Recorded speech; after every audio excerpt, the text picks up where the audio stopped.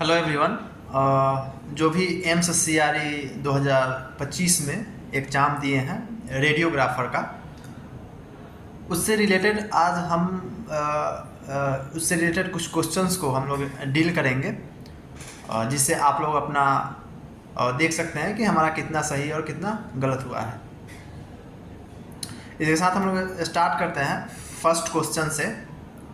First question हम लोगों को इसमें देखने को मिला था कि sharp object kept in which container, मतलब शार्प ऑब्जेक्ट जो हम रखते हैं वह किस डस्टबिन में रखते हैं। ऑप्शन आपका रहा होगा ब्लू, रेड, येलो और ऑप्शन दिया होगा, जिसमें हम लोग ब्लू कंटेनर में जो है ब्लू डस्टबिन में हम लोग शार्प ऑब्जेक्ट को रखते हैं।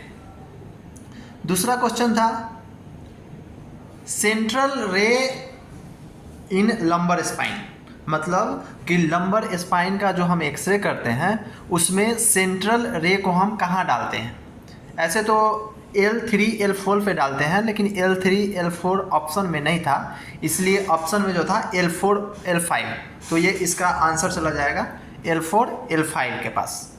ठीक है, थर्ड क्वेश्चन के पास हम लोग चलते हैं। थर्ड क्वेश्चन था which one of the following is not use in emergency, मतलब कि 4 ऑप्शन दिए गए थे जिसमें इसमें से कौन सा ड्रग जो है हम इमरजेंसी में यूज नहीं करते हैं, जिसमें आपको ऑप्शन था इपिनेफ्रीन, ये हम इमरजेंसी ड्रग में यूज नहीं करते हैं। ठीक है, नेक्स्ट फोर्थ क्वेश्चन।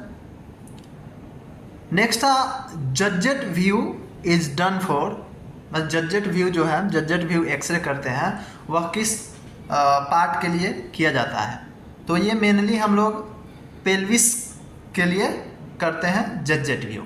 ठीक है, फिफ्थ क्वेश्चन पे चलते हैं हम लोग। फिफ्थ क्वेश्चन था कि मोस्ट रेडिएशन सेंसिटिव ऑर्गन कौन सा होता है, मतलब रेडिएशन से ज़्यादा सेंसिटिव ऑर्गन्स कौन सा है। तो जो भी हमारे ब्लड फॉर्मिंग ऑर्गन होते हैं, जो ब्लड का निर्माण करते हैं, ब्लड को फॉर्म करते हैं, वही होते हैं हमारे most radiation sensitive organ. Sixth, high frequency transducer use in which one of the flowing, high frequency transducer हम इसमें से किसमें यूज करते हैं। हाई फ्रीक्वेंसी ट्रांसड्यूसर का यूज करके हम डायग्नोसिस करना है, तो हम लोग जानते हैं कि जब हाई फ्रीक्वेंसी ट्रांसड्यूसर यूज करेंगे तो उसका पेनिट्रेशन, साउंड का पेनिट्रेशन जो होगा वह कम होगा। ठीक है, अगर लो फ्रीक्वेंसी का ट्रांसड्यूसर यूज करते हैं तो पेनिट्रेशन ज़्यादा होता है, इसलिए यहाँ पे हाई फ्रीक्वेंसी है, तो यहाँ पे आपका आंसर आई चला जाएगा। Question number 7, ROI placed in which one of the flowing, मतलब कि हम ROI प्लेस्ड करते हैं, सॉरी यहाँ पे क्वेश्चन होगा आपका कि पल्मोनरी एंजियोग्राफी में 7 में पल्मोनरी एंजियोग्राफी में हम ROI को कहाँ पे रखते हैं। तो पल्मोनरी एंजियोग्राफी जब हम करते हैं तो इसमें हम ROI को हम लेफ्ट एट्रियम पे रखते हैं।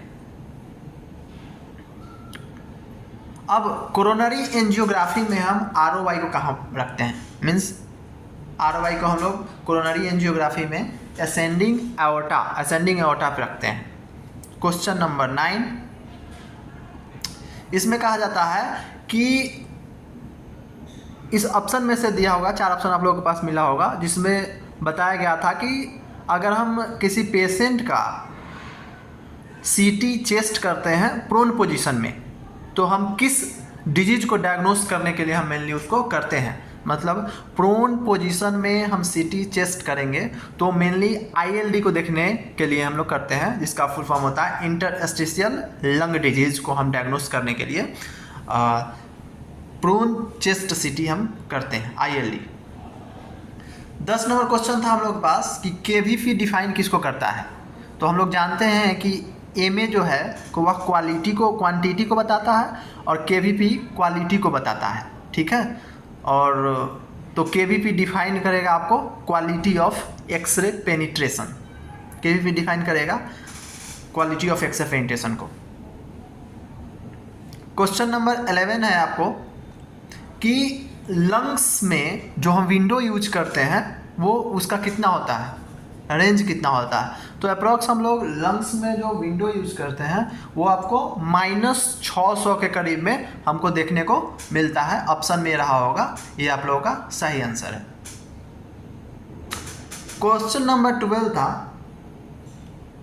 तो क्वेश्चन नंबर 12 कि हम जब पेशेंट का लैटरल स्कल का एक्सरे करते हैं तो इसमें से कौन सा पार्ट जो है, 4 ऑप्शन दिया रहा होगा, इसमें से कौन सा पार्ट जो है जिसको हम लोग नहीं देख सकते हैं। तो सेला टर्सिका एक ऐसा पार्ट है जो डीपली सिचुएटेड होता है हमारे स्कल्स में, तो हम लोग इसको सेला टर्सिका को हम लैटरल एक्सरे में हम नहीं दे सकते हैं, sella turcica. Question number 13 how many bits in DR system, मतलब डिजिटल रेडियोग्राफी में आप कितने बिट्स यूज करते हैं। तो एक्चुअली जो है कि पहले जो है कि 8 बिट्स यूज किया जाता था, लेकिन नाउ अ डेज हम लोग 12 बिट्स यूज कर रहे हैं। इसका एफिशिएंसी बेटर होता है, इसलिए अब 12 बिट्स। नेक्स्ट है क्वेश्चन मेरा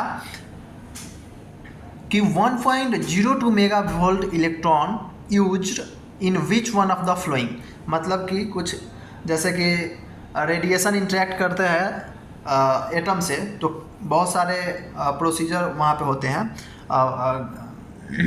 तो वहाँ पे हम लोग यहाँ देखेंगे कि हम पेयर प्रोडक्शन जो होता है, इसमें इलेक्ट्रॉन न्यूक्लियस से होकर गुजरता है, तो वहाँ पे पेयर प्रोडक्शन उसको हम बोलते हैं।